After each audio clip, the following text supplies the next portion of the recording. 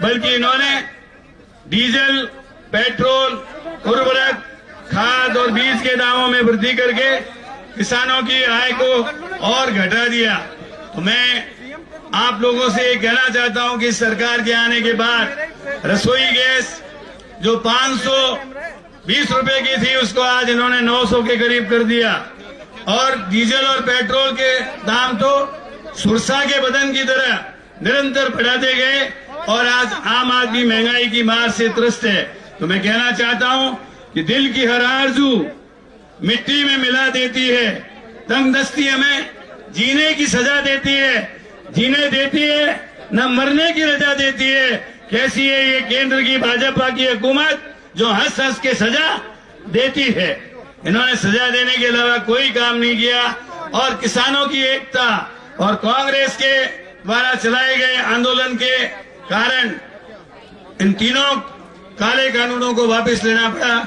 इसके लिए मैं तमाम हमारे देश के निवासियों को अपनी ओर से, आप लोगों की ओर से हार्दिक बधाई देता हूं और उम्मीद करता हूं आगे भी किसान और कांग्रेस की राशि एक है, बीजेपी की राशि उल्टी है। इसलिए हमेशा किसानों का साथ कांग्रेस ने दिया है और आगे भी हम देते रहेंगे। जय हिंद।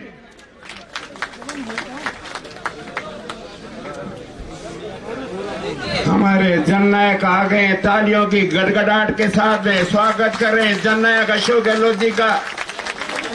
हम हमारे राजस्थान के यशस्वी प्रदेश कांग्रेस के अध्यक्ष गोविंद सिंह जी डोटासरा साहब से आग्रह कर रहा हूं कि वे जननायक का सूत की माला से स्वागत करें, अभिवादन करें। एक बार हल्का पीछे प्ले कर। अब मैं अगले वक्ता के रूप में हमारे कैबिनेट मंत्री माननीय प्रताप सिंह जी खातराबाद जी से आग्रह कर रहा हूं कि वे पधारें और अपनी बात रखें।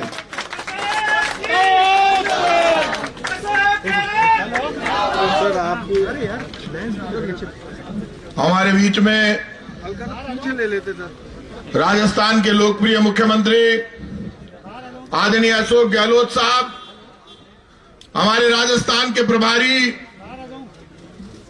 आदरणीय अजय माकन साहब, हमारे राजस्थान प्रदेश कांग्रेस के अध्यक्ष किसान के बेटे आदरणीय गोविंद सिंह जी डोटासरा साहब, आदरणीय बीडी कल्ला साहब, आदरणीय असक अली टाक साहब, आदरणीय गर्ग साहब, महेश जोशी जी, अमीन कागजी साहब, महेंद्र चौधरी साहब, मेघवाल साहब, भाटी साहब, मेयर मुनेश जी, ज्योति जी, भजनलाल जी जाटव साहब, निर्भयलाल जी, लाखन सिंह जी मीणा साहब, शकुंतला जी गुजर साहब, कोई एमएलए, रामकिशोर रामनारायण जी मीणा साहब, आलोक जी बेनीवाल साहब, खिलाड़ी लाल जी बैरवा साहब, अमित जी चाचान साहब, महादेव सिंह जी खंडेला साहब, राकेश पारिक जी, हरीश जी मीणा साहब और मंच पर कोई रफीक खान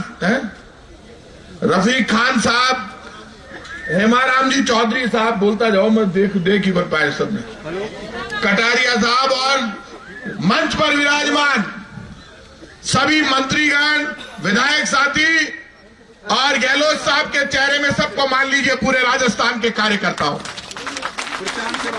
क्योंकि जब और इस बार आप आदरणीय गहलोत साहब का, माकन साहब का, डोटासरा जी का, वल्लभ नगर और दरियावत की जीत पर दोनों हाथ खड़े करके ताली बजाकर स्वागत करें। ये स्वागत मैंने इसलिए करा, आज किसान विजय दिवस है, पूरे हिंदुस्तान ने देखा, पूरी दुनिया ने देखा, हिंदुस्तान का पहला प्रधानमंत्री ऐसा आया जिसने बिना मांगे किसान बिल दे दिए। राजस्थान के मुख्यमंत्री ने 3 किसान बिल उनको रिजेक्ट करने के लिए बनाए और तीनों किसान बिल राजस्थान की विधानसभा में हमारे लोकतांत्रिक अधिकारों के तहत मुख्यमंत्री जी ने पास कराए, सर्वसम्मति से पास हुए। गवर्नर साहब ने वो किसान बिल यहां पर रोक कर रखे, लेकिन उस सुदर्शन चक्र वाले का आशीर्वाद था, आज वो किसान बिल यहां से पास नहीं हुए। लेकिन किसान के संघर्ष ने, कांग्रेस में राहुल गांधी के नेतृत्व में जो आंदोलन हुआ, मोदी सरकार के घुटने टिक गए और किसान बिल फट गए। और आज पूरा देश देख रहा है, आप देख लेना, घमंड के लिए बड़बोलेपन के लिए कोई जगह नहीं होती। राजस्थान में 2 उपचुनाव हुए। हम राजस्थान की धरती पर, मेवाड़ की धरती पर गए, जाकर तमाम लोगों ने वल्लभनगर और धरियावद में वोट मांगा। वहां चर्चा थी किसान आंदोलन की, लेकिन वहां पर चर्चा इस बात की थी, हमने लोगों से कहा तराजू ले लो, तोल लो, परख लो और एक पलड़े में केंद्र की मोदी सरकार के काम को रख दो, एक पलड़े में राजस्थान की कांग्रेस की गहलोत सरकार के काम को रख दो। यदि हमारा काम कमजोर हो तो सौगंध है हमको वोट मत देना, और हमारा काम अच्छा हो तो हमको वोट देकर जिताना। यही कारण था वल्लभनगर और धरियावद में हम गहलोत सरकार की नीतियों को लेकर गए, राहुल गांधी सोनिया गांधी के संदेश को लेकर गए, कांग्रेस की संस्कृति और विचारधारा को लेकर गए। पूरे देश ने देखा, जब चुनाव हो रहा था बड़ी बड़ी बातें हो रही थी। हमारे ही कुछ नेता बात करते थे मेरे से, फैसलों 3-4 हजार पर वे लो, कहीं भी हो सके। मैं क्यों, एक बात सुन लीजिए, जगह की नीयत बढ़िया हुआ है, मां के घर में बरकत भी बहुत बढ़िया हुआ है। आता है बात, मां की नीयत बढ़िया है, मां की सोच बढ़िया है, मां का मन में कोई पाप को नहीं। मां की सरकार जिको कहवे वो कर दिखावे। आप इस बात को अच्छी तरह से जानते हैं। राजस्थान में जब हिंदुस्तान का तमाम मजदूर राजस्थान के किसी भी कोने से पैदल चल रहा था, तब राजस्थान पहला प्रदेश ऐसा बना। मजदूर नंगे पांव चल रहा था, नेशनल मीडिया दिखा रहा था, पांव में छाले पड़े हुए थे, तब राजस्थान के मुख्यमंत्री ने कहा राजस्थान से एक भी मजदूर पैदल नहीं जाएगा। कांग्रेस के कार्यकर्ताओं पहले इनको चप्पल पहनाओ। एसडीओ से कह दिया, एसडीएम से कह दिया नौकरी चली जाएगी, मजदूरों को रोको, स्कूलों में ठहराओ, ठहरने की व्यवस्था करो, पैसा सरकार देगी, खाना खिलाओ। रोडवेज की और प्राइवेट बसें लगा दी। राजस्थान पहला स्टेट बना जहां मजदूर पैदल नहीं चला, उसको गाड़ियों में बिठाकर यहां से भेजा। ये हमारी वेलफेयर सोच को दर्शाता है। बीजेपी के लोग बड़ी बड़ी बातें कर रहे थे। आज टीवी पर चल रहा था, मुख्यमंत्री जी 750 किसानों की मौत हुई है। भारतीय जनता पार्टी में कहीं भी आंख में पानी बचा है। बीजेपी के लोगों, आपकी आंख का पानी मर गया। यदि आपकी आंख में पानी जिंदा है तो 750 किसानों की मौत हुई है। 1 करोड़ रुपए हर किसान को आपको मुआवजा देना चाहिए, किसान परिवार से जाकर आपको मिलना चाहिए। राहुल गांधी ने ट्रैक्टर यात्रा शुरू की, पंजाब से दिल्ली तक चलकर आए, तब आपने गलत गलत बयान दिए। आपने ये कह दिया कि कांग्रेस देश को भड़का रही, कांग्रेस दंगे फसाद कराना चाहती है। कांग्रेस के डीएनए में दंगे फसाद कराना नहीं है, ये कांग्रेस का मंच है। आप देख लो, इस मंच पर पूरा हिंदुस्तान, हिंदू, मुसलमान, सिख, ईसाई, बौद्ध, जैन एक साथ खड़ा हुआ नजर आता है और एक ही आवाज देता है, तिरंगा मेरा धर्म है, तिरंगा मेरी आन बान और शान है। ये सोच कांग्रेस पार्टी की है। कल हम मुख्यमंत्री जी के साथ हेलीकॉप्टर में गए, पहले त्रिपुरा सुंदरी के दर्शन किए, माता जी का आशीर्वाद लिया, उसके बाद हम कुशलगढ़ पहुंचे। मैं मुख्यमंत्री जी के, मैं और डोटासरा साहब साथ थे। हेलीकॉप्टर जब उतर रहा था, कुशलगढ़ जैसे छोटे कस्बे में 40 से 50 हजार लोग इंतजारी कर रहे थे कि मुख्यमंत्री आ रहे हैं, कोई सौगात देकर। और वहां की विधायक रमीला खड़िया जी, जिन्होंने जब सरकार संकट में थी, मुख्यमंत्री जी का साथ दिया, वो महिला के चेहरे पर हंसी देखिए, जोश देखिए। वहां का आदिवासी तीर कमान लेकर खड़ा था, वहां का आदिवासी ढोल नगाड़े बजा रहा था। मुख्यमंत्री जी के साथ हम थे। मुख्यमंत्री जी को भी पता नहीं था इतनी भीड़ नीचे है, डोटासरा जी को भी पता नहीं था, क्योंकि वो तो प्रशासन शहरों के संग अभियान में गए थे संभालने के लिए। लेकिन पूरा वागड़, बांसवाड़ा के लोग हजारों की तादाद में जुट गए। ये बताता है कि राजस्थान की सरकार के काम पर जनता का आशीर्वाद है, और मोदी जी, किसान के बद्दुआ आपको लगेगी और आपके विदाई की तैयारी हिंदुस्तान से है, क्योंकि झूठ ज्यादा दिन नहीं चलता। आज माकन साहब हमारे बीच में आए, किसान विजय दिवस है, मैं लंबा नहीं बोलूंगा। आप सबके बीच में मैं बोलता रहता हूं, लेकिन मैं इतना कहूंगा कि मुख्यमंत्री जी, आपने अब की बार ये आह्वान किया, सब जगह आप जाते हैं, जाकर बोलते हैं। मेरी सरकार का इस बार मुझे विरोध नजर नहीं आता। मैं आपको कह रहा हूं, आप खुद दोनों उपचुनाव में जाकर आए हो। फिर एक बार पूरा हिंदुस्तान सोनिया गांधी, राहुल गांधी की तरफ देख रहा है, कांग्रेस की तरफ देख रहा है और गहलोत सरकार के काम को आशीर्वाद दे रहा है। राजस्थान की जनता ने दोनों सरकारों पर फैसला करना शुरू कर दिया। माकन साहब बैठे, आप सबसे विनती करूंगा, दोनों हाथ खड़ा करके बता दो कि कांग्रेस का कार्यकर्ता जान लड़ा देगा बीजेपी की विदाई के लिए। दोनों हाथ खड़ा करके बता दो। एक बार दोबारा हाथ करो सब जना।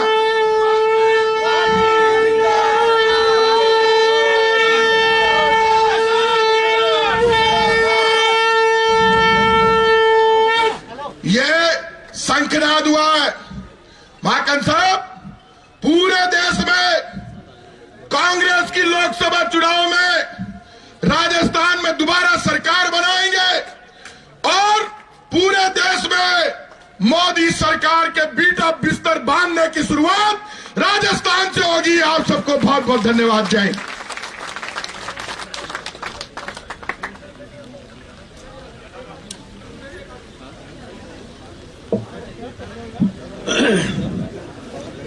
मैं आमंत्रित करूं हमारे यशस्वी प्रदेश कांग्रेस के अध्यक्ष डोटासरा साहब को।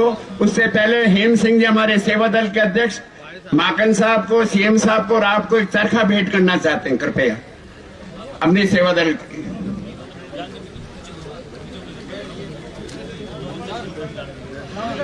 तालियों की गड़गड़ाहट से डोटासरा साहब का स्वागत और अभिवादन करें।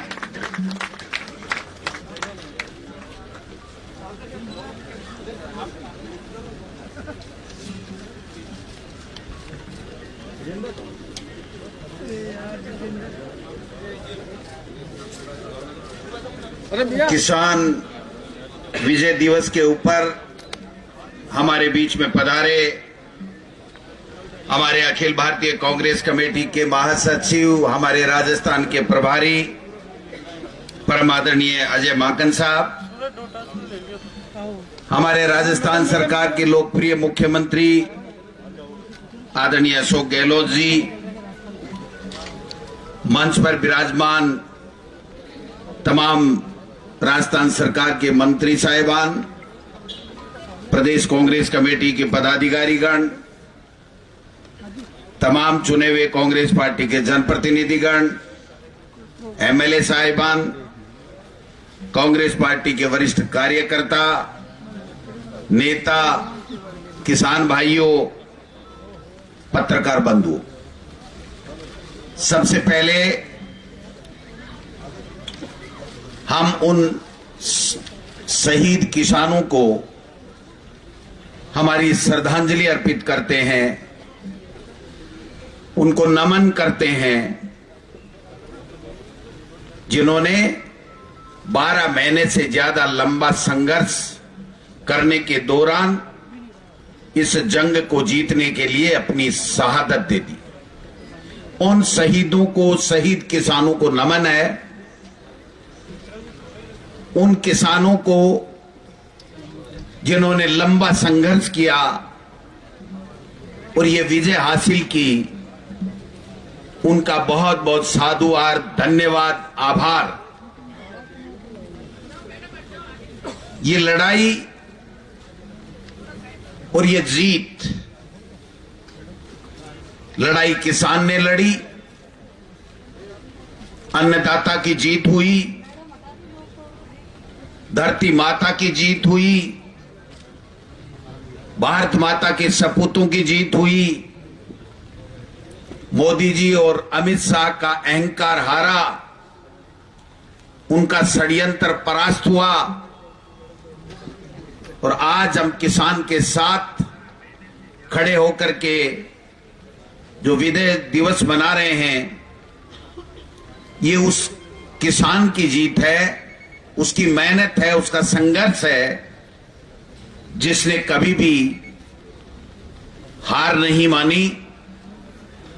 हमेशा हमेशा जब जब भी उसके ऊपर अत्याचार अन्याय हुआ, वो और ज्यादा ताकतवर बनकर के इस देश में लोगों को पेट पालने के लिए अपने काम में जुट गया। मैं थोड़ा सा पीछे ले जाना चाहता हूं। जब एनडीए 1 बनी थी,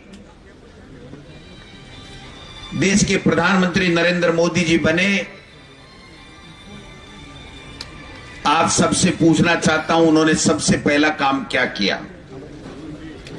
उन्होंने सबसे पहला अगर कोई काम शुरुआत की तो वो सर्वसम्मति से यूपीए सरकार का पारित भूमि अधिग्रहण कानून में संशोधन करके अपने पूंजीपति मित्रों को किसान की जमीन देने का काम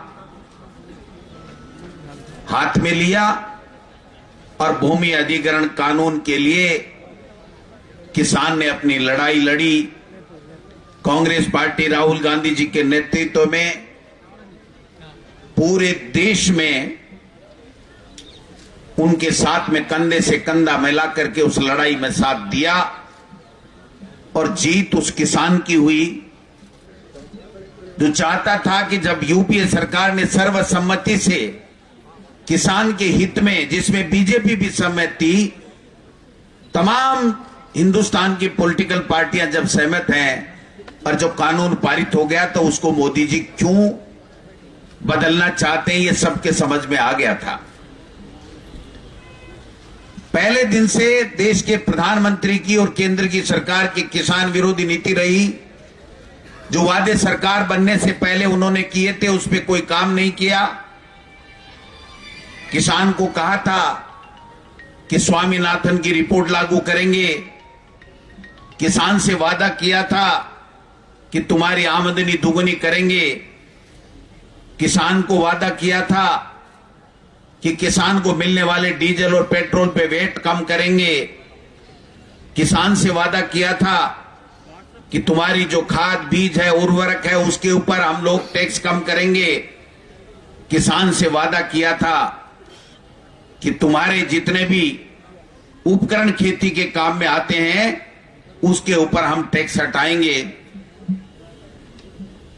लेकिन एक भी वादा पूरा हुआ तो बता दीजिए। और जब सोना के शौर्य के पीछे छुप करके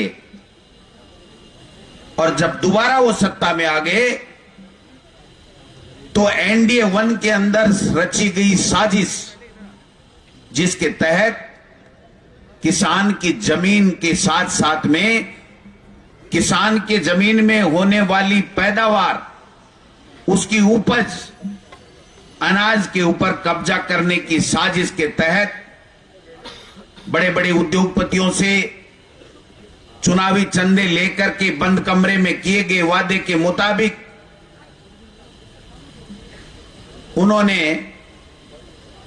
वो 3 काले कानून हमारे किसान के ऊपर थोप दिए, जिस तीनों काले कानूनों की किसान ने कभी कोई मांग नहीं की।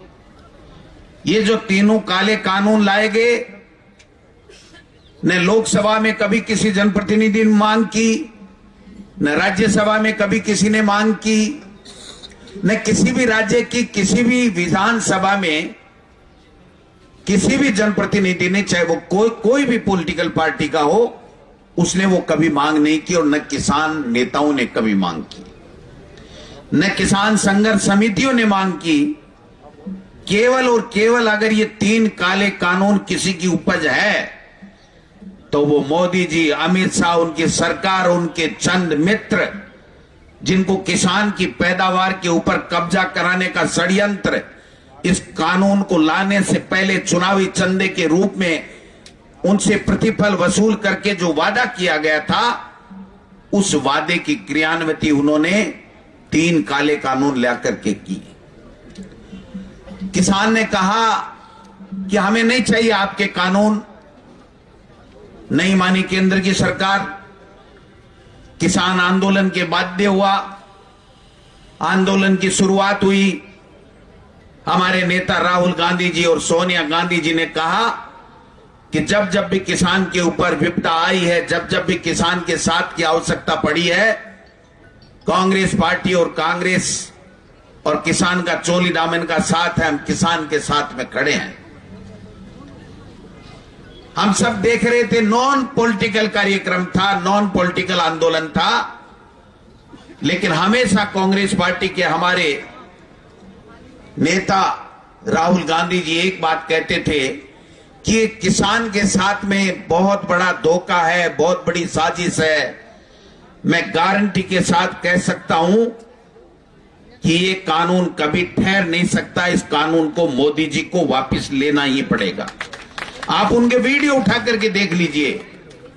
उन्होंने ट्रैक्टर रैली की, पंजाब में गए, राजस्थान में यहां पर आए, किसानों ने बड़ा स्वागत किया, सत्कार किया। मकराना में लाखों लोगों की रैली हुई। हनुमानगढ़ गंगानगर के अंदर लाखों किसानों के साथ में राहुल गांधी जी ने अपनी प्रतिबद्धता, अपनी कांग्रेस पार्टी की प्रतिबद्धता दोहराई कि हम किसान के साथ में हैं, मरते दम तक, जब तक एक बूंद खून की हमारे शरीर में रहेगी, कांग्रेस पार्टी के तमाम कार्यकर्ता और नेता आपके साथ में हैं। कितना बड़ा उत्साह किसानों में आया, ऊर्जा मिली। विश्व का सबसे बड़ा आंदोलन, और वो भी उस अन्नदाता का जिस अन्नदाता के वोट से मोदी जी और अमित शाह देश की सरकार में आए, लेकिन सरकारों में आने के बाद में उसको भूल गए, उनसे वादे किए गए वो भूल गए। आज भी मैं ये कहना चाहता हूं कि ये लड़ाई खत्म नहीं हुई है। ये लड़ाई किसान की मोदी जी से शुरुआत है। एक तरीके से एक पहली सीढ़ी हमने पार की है कि जो षड्यंत्र रचा गया उसको विफल किया गया है, उसको वापस कानूनों को, तीनों काले कानूनों को लेने के लिए मजबूर किया गया है। लेकिन किसान क्या चाहता है, किसान ने आपसे क्या वादे किए थे, वो बातें तो अभी तक आई नहीं। किसान से वो आपने जो वादे किए थे, दुगुनी आमदनी करने का वादा किया था, किसान को मिलने वाले डीजल के ऊपर वेट कम करने का वादा किया था, जो टैक्स लगता है हमारी रासायनिक उर्वरक पर, खाद पर, उनको कम करने का, समाप्त करने का जो वादा किया था, और किसान के कल्याण के लिए योजनाएं लाने की बातें की थी, उन वादों का मोदी जी क्या हुआ? उनमें से एक वादा भी अगर पूरा हो गया हो तो बता दीजिए। महंगाई का असर किसान के ऊपर भी है, आम गरीब के ऊपर है, किसान गरीब है। उस महंगाई को कम करने का वादा किया था, उसका क्या हुआ मोदी जी? मोदी जी, किसान का बेटा भी नौकरी चाहता है, रेलवे में भर्ती चाहता है, एसएससी के माध्यम से भर्ती चाहता है, बैंक में नौकरी चाहता है, केंद्र के सरकारी कार्यालयों में वो भी नौकरी चाहता है। मोदी जी 2 करोड़ किसान के बेटों को नौकरी प्रतिवर्ष देने का जो वादा किया था, उसका क्या हुआ? तो भाइयों, मैं कांग्रेस पार्टी के नेता और कार्यकर्ताओं से कहना चाहता हूं, ये विजय दिवस केवल हमारा इस बात का है कि किसान अन्नदाता की जीत हुई है और मोदी सरकार के घुटने टिके हैं। वो मजबूर हुआ झुकने के लिए, लेकिन हमारी लड़ाई तो वो है कि 2 बार वोट ले लिए, 2 बार केंद्र की सत्ता में आ गए, किसान के कल्याण के उसके वादे कर करके उन वादों का क्या हुआ? इसलिए हमारी लड़ाई, कांग्रेस पार्टी की लड़ाई अब शुरुआत होती है मोदी जी के खिलाफ, कि अब हम उनसे उन वादों को याद दिला दिला करके गांव गांव, ढाणी ढाणी में, पूरे प्रदेश में कोने कोने में जाएंगे और ये कहेंगे कि मोदी जी, आप किसान की आमदनी दुगुनी कब कर रहे हैं? किसान के कल्याण के लिए जो योजनाएं आप बता रहे थे, वो अब कब लागू कर रहे हैं? किसान पिसता जा रहा है महंगाई की मार में, उसको, महंगाई को आप कम कब कर रहे हैं? 7 दिन से हमारा महंगाई के खिलाफ अभियान चल रहा है, जन जागरण अभियान है। गांव गांव में, ढाणी ढाणी में, बूथ बूथ में कांग्रेस का कार्यकर्ता जाकर के ये बता रहा है माकन साहब कि किस प्रकार से महंगाई में डीजल, पेट्रोल, गैस, सीमेंट, लोहा, कपड़ा, खाद्य तेल, दाल, सब्जी, सब चीज महंगे हैं। उस महंगाई को मोदी जी आप कब कम करोगे? ये विजय दिवस सिर्फ षड्यंत्र से जीतने का है। किसान के कल्याण के लिए किसान के साथ किए गए वादे नहीं निभा रहे हैं, उसको याद दिलाने का संकल्प दिवस है। आज से हम संकल्प लेते हैं कि किसान के साथ में जो मोदी सरकार ने वादे किए थे वो पूरे नहीं किए, उसको गांव गांव ढाणी ढाणी में जाकर के बताना है। एक अच्छाई हमारे साथ में है, वो अच्छाई राजस्थान में ये है कि किसान के कल्याण की सरकार किसानों के कल्याण के लिए काम कर रही है। वो बताने के लिए हमारे पास में मटेरियल है। हमारे पास में राजस्थान की सरकार ने जो किसान की बहबूदी के लिए जो फैसले लिए, वो फैसले हमारे साथ में हैं। 12,000 रुपए कृषि कनेक्शन के ऊपर 12 महीने में किसान को मिलेंगे, ये फैसला हमारे साथ में है। 18,000 करोड़ का ऋण माफ किया, ये फैसला हमारे साथ में है। प्रशासन गांव के संग जाकर के किसान की समस्याओं का समाधान उसके गांव में ढाणी में उसके घर में जाकर के कर रहे हैं, ये फैसला हमारे साथ में है। कृषि का अब की बार से अलग से बजट होगा, ये हमारे साथ में है। हमारे साथ में हमारी सरकार, अशोक गहलोत जी का नेतृत्व है और तमाम मंत्री और कांग्रेस के साथ ही सत्ता और संगठन को साथ मिलकर के माकन साहब आपके मार्गदर्शन में हम आज संकल्प दिवस के दिन संकल्प लेते हैं कि गांव गांव ढाणी ढाणी में जाएंगे, इस मोदी सरकार को पूरी तरीके से एक्सपोज करने का काम करेंगे कि ये किसान हितैषी सरकार नहीं है, आम गरीब की सरकार नहीं है, ये चंद उद्योगपति मित्रों की सरकार है। कल बात चल रही थी, माकन साहब से मैंने निवेदन किया सर कि हमने किसी एफसीआई से, मेरे किसी मित्र ने चर्चा की कि एफसीआई अगर गोदाम ले ले तो मेरी जमीन रोड के ऊपर है, मैं बनाना चाहता हूं, मुझे किराया मिल जाएगा, मेरी आमदनी बढ़ जाएगी। तो बहुत बड़े हिंदुस्तान के एक एफसीआई के अधिकारी ने कहा कि मित्र किस भ्रम में हो, एफसीआई के तमाम गोदामों का एमओयू आपके बड़े बड़े उद्योगपति मोदी जी के मित्रों के साथ में हो चुका है। जब ये 3 काले कानून आए उससे पहले एमओयू हो गए, रेल की पटरियां वहां तक साइलों तक जाएंगी, वो एमओयू हो गए, और बड़े बड़े स्टोरेज अनाज करने के 1500 करोड़ रुपए एक स्टोरेज में लगेंगे। इस प्रकार के स्टोरेज पूरे हिंदुस्तान में बन रहे हैं। अगर किसी को विश्वास नहीं हो तो गंगानगर हनुमानगढ़ की तरफ चले जाइए, हरियाणा में चले जाइए, पंजाब में चले जाइए। आप किस भ्रम में जी रहे हो? आप अगर बनाओगे तो आपका अनाज का गोदाम कोई काम नहीं आएगा, कोई नहीं लेगा, केवल अडानी के गोदाम हिंदुस्तान में काम में आएंगे। सबकी आंखें खुली की खुली रह गई। आप समझ सकते हो कितना बड़ा षड्यंत्र था, और इस भोले मानव को, किसान को, जो हमारा अन्नदाता है, हमारा पेट पालता है, धूप हो सर्दी हो, भूखा प्यासा, उस किसान के साथ में छलावा कर रहे हो। अरे कांग्रेस को मिटाना चाहते हो, धर्म के आधार पर भाई से भाई को लड़ाना चाहते हो, ये तुम्हारे एजेंडे हो सकते हैं, लेकिन उस किसान को भी मिटाना चाहते हो जिसके वोट से आज वजीर बने बैठे हो, और नोटों वालों के वजीर बनकर के बैठ के तुमको शर्म आनी चाहिए मोदी जी।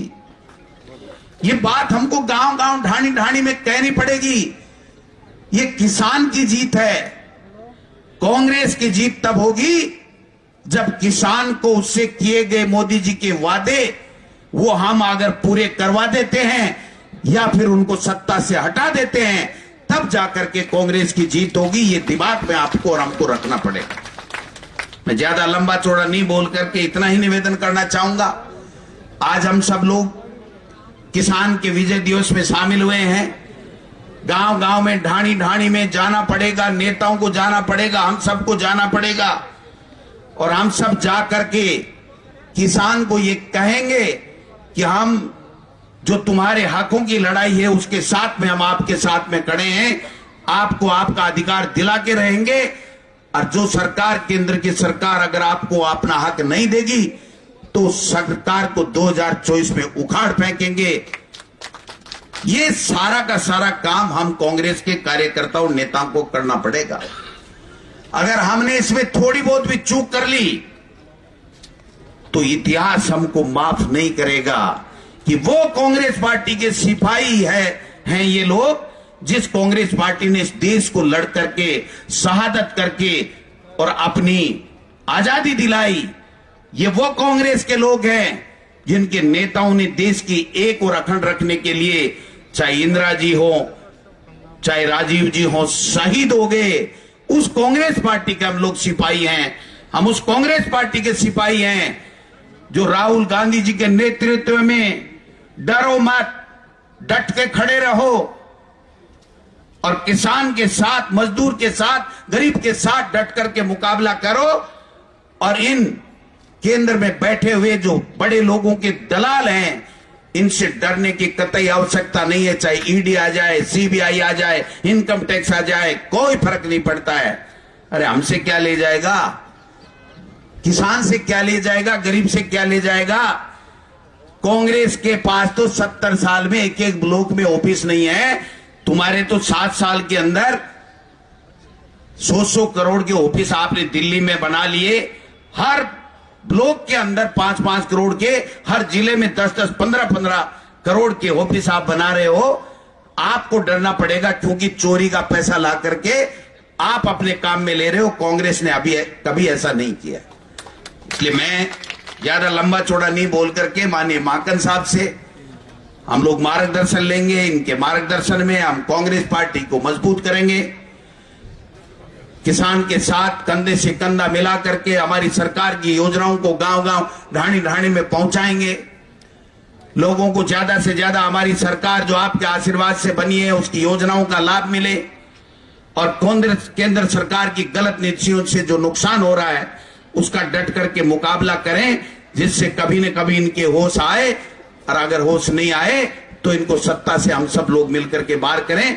इस संकल्प के साथ में हमको प्रतिदिन काम करना पड़ेगा। हम सब एकजुटता के साथ में, एक राय होकर के, एकता के साथ में हम लोग कांग्रेस पार्टी के सिपाही काम करेंगे।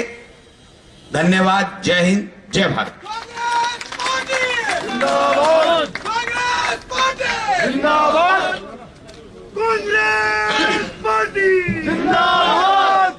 अब मैं आग्रह कर रहा हूं हमारे राष्ट्र के प्रखर नेता, भारतीय राष्ट्रीय कांग्रेस के महासचिव और राजस्थान के प्रभारी माननीय अजय माकन साहब से वो आए और हम सबका मार्गदर्शन करें। माननीय माकन साहब।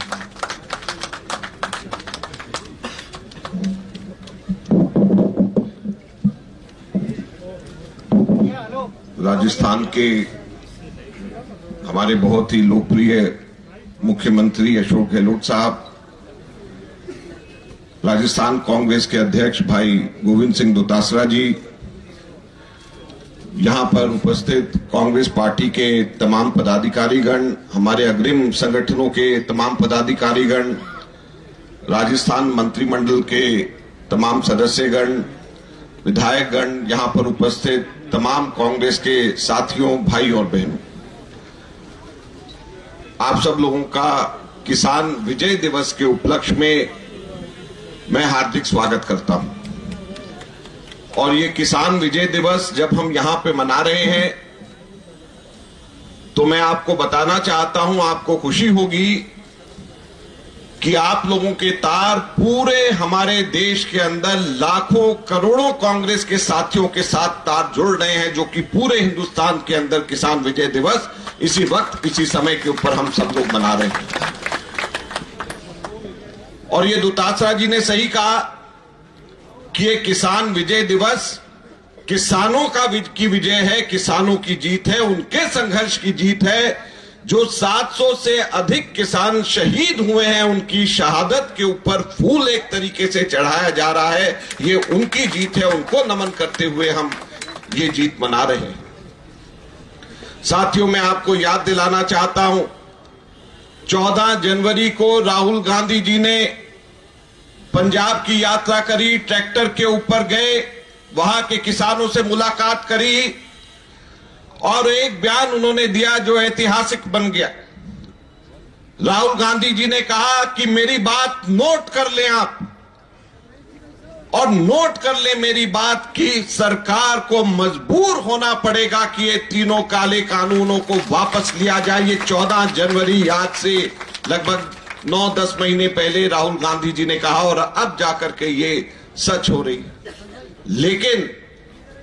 लेकिन और फिर लेकिन सरकार की मंशा के ऊपर अभी भी हमें मुझे कम से कम संदेह है, और वो मैं आपको बताता हूं। सरकार ने ये कोई खुशी खुशी काले कानून वापस लेने की घोषणा, भी सिर्फ घोषणा हुई है, वापस लेने की घोषणा केवल किसानों के खुश करने के लिए केवल नहीं किया, सिर्फ और सिर्फ आगे आने वाले जो चुनाव उत्तर प्रदेश के अंदर और पंजाब के अंदर है उसके दबाव में किया है। लिहाजा हमको बहुत ही चौकन्ना और सजग रहने की जरूरत है। कांग्रेस पार्टी को हमेशा इन सब चीजों के ऊपर सजग और चौकन्ना रहने की जरूरत है, क्योंकि इन लोगों की मंशा साफ नहीं है, इन लोगों की नीयत साफ नहीं है, और ये कभी भी किसान समर्थक हो ही नहीं सकते। ये केवल बड़े बड़े मित्र पूंजीपति समर्थक है, ये किसान समर्थक कभी नहीं हो सकते। और मैं ये क्यों कह रहा हूं, आप लोगों के सामने 2-4 छोटी बातें, तथ्य रखना चाहता हूं। 19 नवंबर को प्रधानमंत्री जी ये घोषणा करते हैं कि आने वाले सत्र के अंदर हम ये कानूनों को वापस ले लेंगे। 19 नवंबर को कानून वापस लेंगे पार्लियामेंट से। उससे केवल 5 दिन पहले 14 नवंबर को अध्यादेश ऑर्डिनेंस लेकर के आते हैं कि ईडी और सीबीआई का कार्यकाल बढ़ा करके 5 साल कर दिया गया। तो जिस दिन ईडी और सीबीआई के अध्यक्षों का कार्यकाल ऑर्डिनेंस से बढ़ाया जा रहा था, तो उस वक्त ये तीनों के तीनों काले कानून ऑर्डिनेंस से वापस क्यों नहीं लिए गए, सबसे बड़ा प्रश्न ये उठता है। ईडी और सीबीआई के हेड्स का कार्यकाल बढ़ाने के लिए ऑर्डिनेंस और किसानों के काले कानून वापस लेने की केवल मात्र घोषणा सबसे बड़ा संदेह और सबसे बड़ा प्रश्न चिन्ह खड़ा करता। और यह क्यों महत्वपूर्ण हो जाता? ये तीनों काले कानून कैसे लागू हुए? ये तीनों काले कानून जून 2020 से लागू हुए। ये तीनों काले कानून जून 2020 में अध्यादेश ऑर्डिनेंस के माध्यम से लागू हुए, पार्लियामेंट के बिल और पार्लियामेंट के एक्ट से लागू नहीं हुए।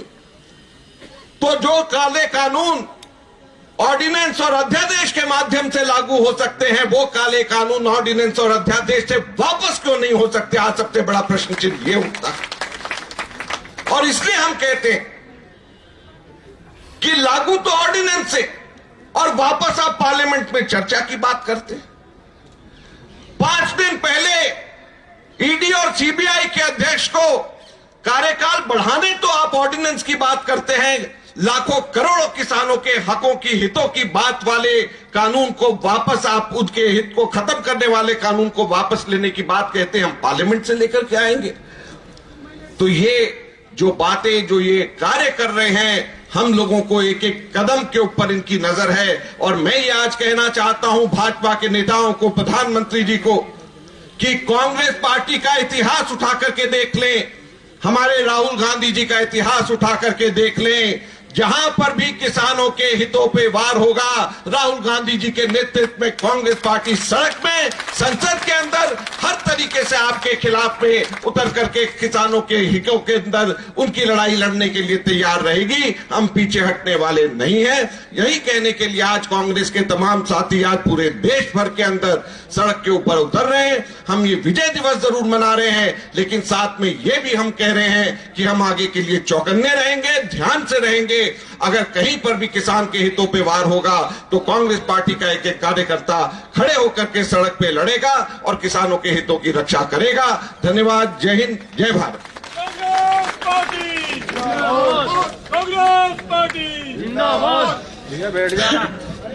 हमारे जननायक माननीय अशोक गहलोत साहब का तालियों की गड़गड़ाहट से अशोक गहलोत, अशोक गहलोत, कांग्रेस पार्टी, अशोक गहलोत, सोनिया गांधी, राहुल गांधी, माननीय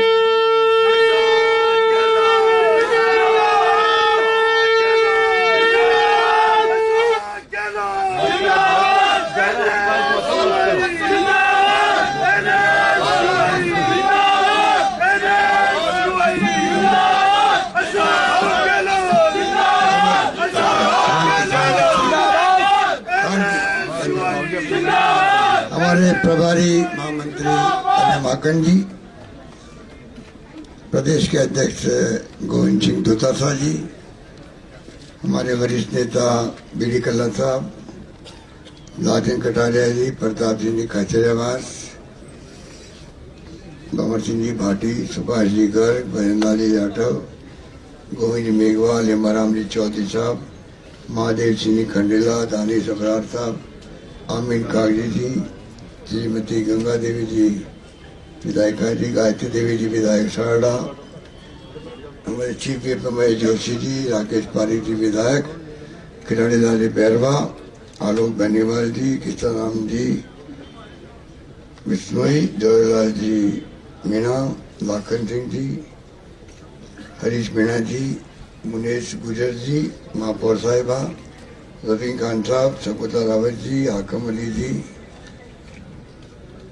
महेंद्र चौधरी जी, अमित चाचान जी, हेम सिंह जी, सेवा दल के अध्यक्ष रेहाना रियाज जी, महिला अध्यक्ष गणेश गोगरा जी, यूथ कांग्रेस के अध्यक्ष और अभिषेक चौधरी जी,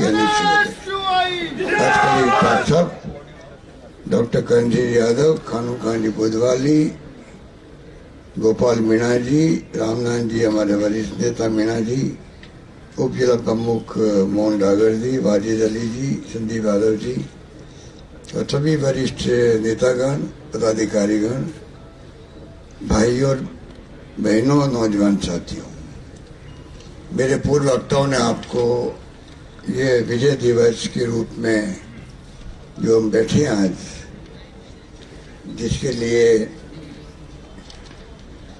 एआईसीसी ने आह्वान किया पूरे देश के अंदर, क्योंकि ये वास्तव में ऐतिहासिक क्षण है। देश के इतिहास के पन्नों पर लिखा जाएगा किस प्रकार एक सरकार ऐसी भी आई थी जिसने और जिसके प्रधानमंत्री को देश से माफी मांगनी पड़ी। प्रधानमंत्री माफी मांगे, ये नौबत क्यों आई? ये नौबत क्यों आई? एक के बाद एक अभी अध्यक्ष जी कह रहे थे, पहले भूमि अधिग्रहण कानून वापस लेना पड़ा इस सरकार को। राहुल गांधी ने संघर्ष किया उस वक्त में भी। कोरोना के लिए सावचेत किया सरकार को, दो टूक कि बहुत ही घातक ये लहर आएगी। लापरवाही का नतीजा था कि पूरे देश में हाहाकार मच गया, ऑक्सीजन को लेके, दवाओं को लेके। और अब 3 काले कानून जिनको राजस्थान की असेंबली ने नए कानून के रूप में हमने बिल पास किया और जो अटके पड़े हैं अभी तक भी राज्यपाल महोदय के यहाँ पर। अब उसकी जरूरत भी नहीं है, अब उसकी जरूरत नहीं है। हमारी विजय वैसे ही हो गई। हम चाहते थे राष्ट्रपति महोदय को भेजो, तो प्रधानमंत्री जी की माफी मांगने के बाद में अब हमें उसकी जरूरत नहीं। सवाल ये है कि ये पूरा जो आप बैठे हुए हैं, क्योंकि कल रात को तो ये प्रोग्राम तय हुआ, अजय माकन जी और अध्यक्ष जी ने आह्वान किया, और कम समय में आप इतनी बड़ी तादाद में यहाँ बैठे हुए हो। आप लोग जागरूक हो, कार्यकर्ता के रूप में जानते हो कि देश में क्या हो रहा, प्रदेश में क्या हो रहा। बार बार मैं कहता हूं कि इतना खतरनाक माहौल बन गया देश के अंदर इस एनडीए गवर्नमेंट के राज में। लोकतंत्र खतरे में है, संविधान खतरे के अंदर। फाशी प्रवृत्ति के लोग बैठ गए सत्ता में, उनका लोकतंत्र में यकीन नहीं है। अगर यकीन होता तो एक साल तक देश का किसान सड़कों पर नहीं बैठा रहता। मेरे ख्याल से इतना लंबा संघर्ष आजादी के बाद में पहली बार चला किसानों का, जो अन्नदाता कहलाते हैं, वो इस संघर्ष को कभी भूल नहीं सकते। ये मोदी जी को, इनको गलत फहमी है कि कोई ये 3 बॉर्डर बैठे हुए थे किसान, वो 3 बॉर्डर नहीं बैठे थे, पूरे देश के किसानों की भावनाओं को रिप्रेजेंट करने वाले लोग बैठे हुए थे वहां। कितने लोग मारे गए वहां पर। और ऊपर से इनका कल एक मैं देख रहा था मेरा लेख रात को, इनके 15-20 नेताओं ने 15-20 तरह के कटाक्ष किए इनके ऊपर। ये खालिस्तानी है, असामरिक तत्व है, किसान है ही नहीं, घुस गए हैं, नक्सलवादी घुस गए, पता नहीं क्या क्या बातें बोली गई इनके बारे में। वो कितनी चुभी होगी अन्नदाताओं को, पूरे देश के अन्नदाताओं को कितनी चुभी होगी, कोई कल्पना नहीं कर सकता। कल 3 शब्दों में माफी मांगी गई प्रधानमंत्री द्वारा देशवासियों से। फिर नौबत क्यों आई? क्योंकि प्रधानमंत्री ने जो शब्द काम लिए मजाक उड़ाने के लिए इनके पार्लियामेंट के अंदर, रात को एनडीटीवी रवीश कुमार उसको भी दिखा रहा था प्रधानमंत्री ने क्या कहा था उसके अंदर, आंदोलन जीवी के रूप में हंसी मजाक हो रही थी 70 वर्ष के सांसदों के अंदर। और कल उन सब की पोल खुल गई। जो लोग बैठे थे मेंबर पार्लियामेंट, क्या प्रधानमंत्री लटके झटके के साथ बोल रहे थे,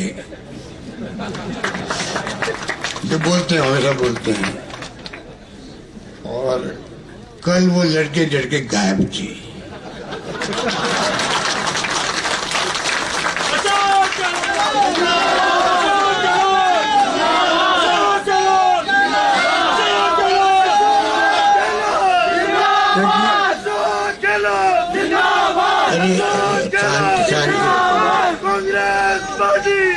इसलिए मैं कहना चाहूंगा, ये परसों तो आप सुने भाई, परसों तो यूपी में चुनाव आ रहे हैं, 5 राज्यों में चुनाव आ रहे हैं।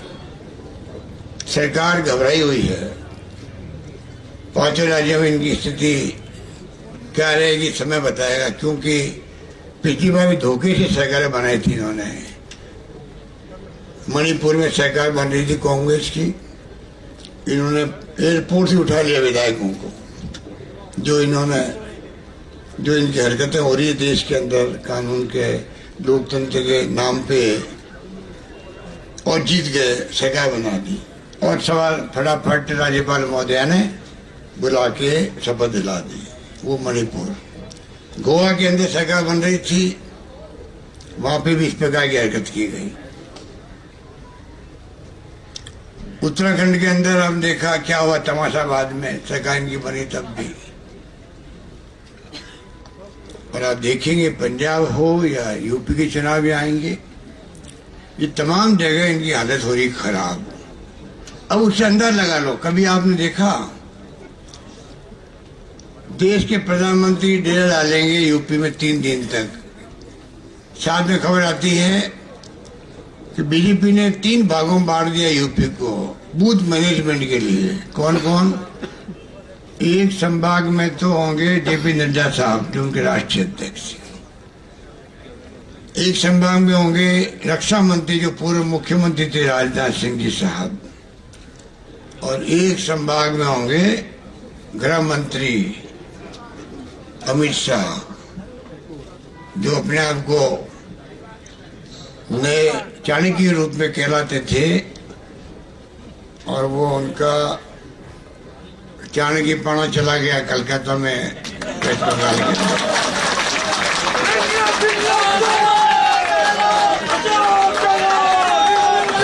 भाई मुझे सुनना चाहिए, क्योंकि एक के बाद एक झटके बहुत लगे। कर्नाटक में तोड़फोड़ करके सरकार गिरा दी, मध्य प्रदेश में गिरा दी, और राजस्थान में आप सब लोगों की जो दुआएं साथ थी प्रदेशवासियों की, क्या षड्यंत्र था, कितना बड़ा षड्यंत्र होगा आप सोच सकते हो बीजेपी का। क्या 70 साल में कभी ऐसी बातें देखी आपने?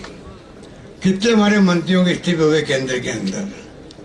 लोकतंत्र है ये। रेल मंत्री इस्तीफा बिना कोई विशेष आरोप के, ये कांग्रेस का संस्कृति रही है। कानून मंत्री का इस्तीफा, मुख्यमंत्री का इस्तीफा महाराष्ट्र के अंदर, एक का दूसरे का। और आज खुला धमकी दे रहा पब्लिक को केंद्रीय मंत्री मिश्रा जी, क्या नाम उनका, अजय मिश्रा। अरे आजकल तो इनके जो मंत्रिमंडल के मंत्रियों के नाम भी पता नहीं है। 7 साल हो गए हैं, ना तो उनके नाम ना पते किसी को नहीं मालूम। बहुत कम लोगों को मालूम है। अमित शाह और मोदी को जानते हम तो बस। 2 लोग राज कर रहे हैं देश के अंदर। अब बताइए, अजय मिश्रा जी बोले, मैंने खुद ने सुना उनके अल्फाज धमकी भरे। आप जानते नहीं, मैं आज MLA पहले था, MP हूं, उसके पहले मैं क्या था। 2 मिनट लगेंगे आपको, आप गायब हो जाओगे आज से। जो धमकी दे रहा, अगले दिन उनका बेटा गाड़ी चला रहा है। इतना मार्मिक सीन है वो, इतना मार्मिक सीन है। किस प्रकार गाड़ी चलती है, वो कार कुचल देती है लोगों को, बेचारों को। और वो जेल में बैठा हुआ है। और सुप्रीम कोर्ट कह रहा है कि हमें विश्वास नहीं है राजस्थान सरकार, यूपी सरकार पर, कि जो निष्पक्ष जांच करेगी, इसलिए हाईकोर्ट के जज से जांच करवाओ। और उनको झुकना पड़ा उसके बाद में, तब भी उसका इस्तीफा नहीं हो रहा। देखिए आप क्या मतलब, क्या चाह रहे हैं। इसलिए मैं बार बार जो कहता हूं, मैं दिल से कहता हूं, ये देश किस दिशा में जा रहा है कोई नहीं जानता, किस दिशा में जाएगी कोई भी नहीं जानता है। इसलिए कांग्रेस जनों की जिम्मेदारी बहुत बड़ी बढ़ जाती है, क्योंकि ये जो रीजनल पार्टियां थी या जो राष्ट्रीय पार्टियां थी विपक्ष की, सबको मालूम पड़ गया अगर कांग्रेस कमजोर होती है तो हमारा कोई वजूद ही नहीं है। आप देखा होगा 7 साल में, पहले तो हमारे वक्त में तो ये बड़े सीने फुला करके विपक्षी पार्टियां अपनी भूमिका अदा करती थी, और करनी भी चाहिए। और कांग्रेस ने स्वीकार किया उनको। आज जब कांग्रेस को जितनी आपने कांग्रेस की हस्ती मिटाने की बात करते हैं, कांग्रेस मुक्त भारत की बात करते हैं मोदी जी, अरे कांग्रेस की हस्ती तो जब तक सूरज चांद रहेगा कांग्रेस का नाम रहेगा।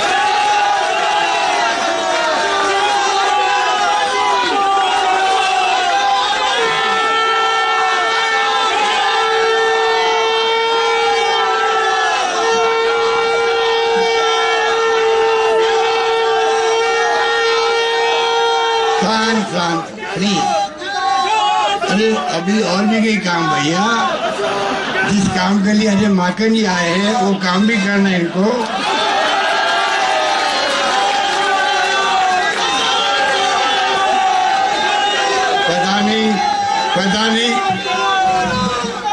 पता नहीं क्या फैसले होंगे, या तो हाईकमान जानता या ये जानते हैं। बेसब्री से इंतजार है हम सबको लॉटरी खुलने का।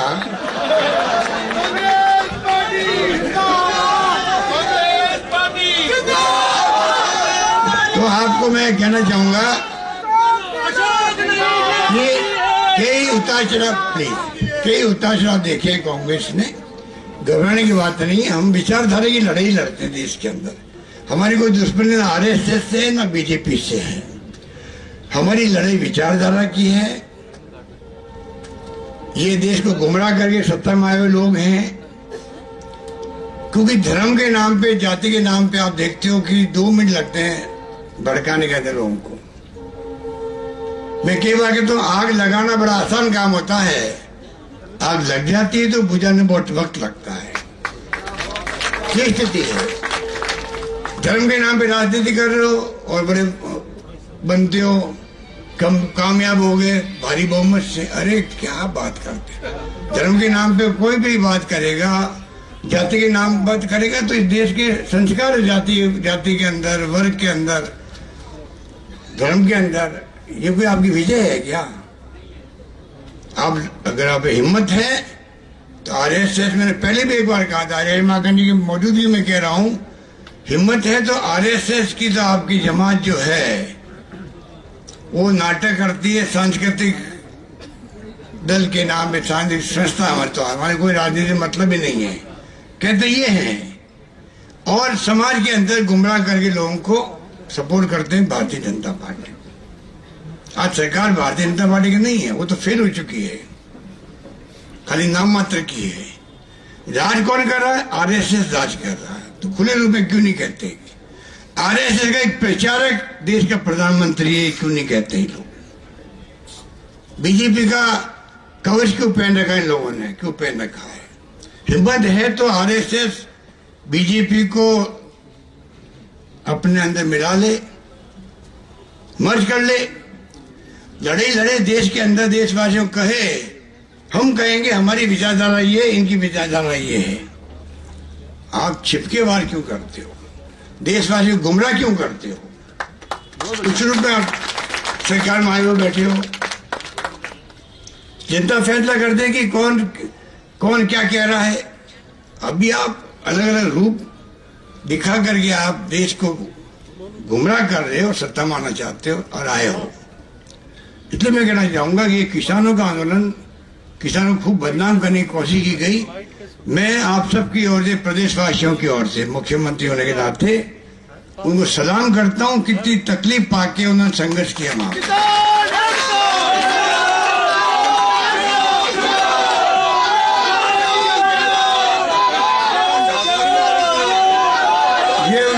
ये उनके संघर्ष की जीत है, उनके धैर्य की जीत है, उनके आत्मविश्वास की जीत है।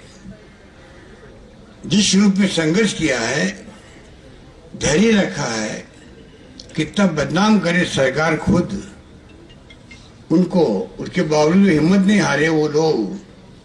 आप देखिए 1 साल भर किसे कहते हैं, क्या बीती होगी उनके परिवार वालों पे, कितने लोग मरे होंगे। तो आप सोच सकते हो कि इस माहौल में ये आंदोलन चला है, और इनके बीजेपी की सरकार के इतिहास के काले अक्षर में लिखा जाएगा कि आपके जमाने में इस प्रकार किसानों की मौतें हुई। वहां पर साल भर आंदोलन चला, दुनिया देख रही थी आंदोलन को, दुनिया देख रही थी। और क्या मोदी प्रकट हुए सुबह 9 बजे 9 बजे समय चुना उन्होंने, जब टाइम ऑफिस जाने का हो, नाश्ता करने का हो, सब लोग बिजी रहते हैं। भाई आप बताइए, राष्ट्रपति के जब संदेश आते हैं रात को 8 बजे आते हैं कि भाई चलो, उस वक्त में सब लोग घर पे रहेंगे, मैं मेरा संदेश दूंगा तो करोड़ों लोग सुनेंगे। तो आज कल अगर मोदी जी के दिल में चोर नहीं होता तो आप मुझे बताओ कि वो 9 बजे क्यों चुनते थे? वो मोर्च निकाला क्या उन्होंने 9 बजे चुनने का? पता नहीं क्या क्या उन्होंने। तो ये हालात आपके सामने रहे। अब मैं लंबी बात इसलिए नहीं करूंगा, बाकी बातें आप अध्यक्ष जी भी, अजय माकन जी, सब लोगों ने, प्रताप सिंह जी कही, और वैसे आप सुनते रहते हो सरकार क्या क्या काम कर रही है प्रदेशवासियों के लिए। मुझे कहते हो गर्व है कि आपके आशीर्वाद से जो 3 साल हो जाएंगे 17 दिसंबर को एक्चुअली में काम किया। मैं 13-14 महीने नहीं मिले हैं, क्योंकि बाकी चला गया, कोरोना के साथ टाइम चला गया। शानदार कोरोना का मैनेजमेंट हुआ, पूरे देश में, दुनिया में तारीफ हुई। अरे भाई, इसी ढंग से जो हमने बजट पेश किए तीनों, आपने देखा होगा, विश्वास नहीं था उसके अंदर किसी को भी कि इतना शानदार बजट आएगा। इतना शानदार वित्तीय प्रबंधन हमने किया। आगे भी नए बजट आने वाला है। मुझे यकीन है कि आप सबकी भावनाओं के आधार पर हम लोग एक शानदार बजट फिर पेश करेंगे। किसानों के लिए भी समर्पित होगा, अलग बजट आ रहा है उनका, तो किसानों का अलग बजट पेश हम कर रहे हैं। पहले मैंने कहा किसानों का हमने कर्जे माफ किए, सबको मालूम है। हमने कहा किसानों की बिजली की दर नहीं बढ़ेगी, नहीं बढ़ी है। और तो और हमने 1000 रुपये प्रति किसान के बिल में हमने छूट दी है। किसानों को अलग पेंशन दे रहे हैं खुद किसानों को। दिन में बिजली देने के बड़ा निर्णय, करोड़ों रुपये खर्च होंगे। और तो और जिस प्रकार से हमने उनके लिए जो घोषणा की थी, 21 लाख किसानों के कर्जे माफ हुए गरीब राजस्थान के अंदर, आप सोच सकते हो।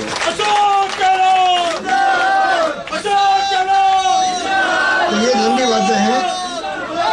पूरी तरह किसानों के लिए समर्पित सरकार है। उसी रूप में काम करी, चाहे किसान हो, मजदूर हो, दलित हो, पिछड़े हो, कोई वर्ग हो। जो गरीब है, गरीब को गणेश मान के सरकार चला रहे हैं, ये मैं आपको कह सकता हूं। और मैं आपका आह्वान करूंगा, ये किसानों की जो विजय हुई है, जिसको हम अन्नदाता कहते हैं, हम सबको फक्र होना चाहिए।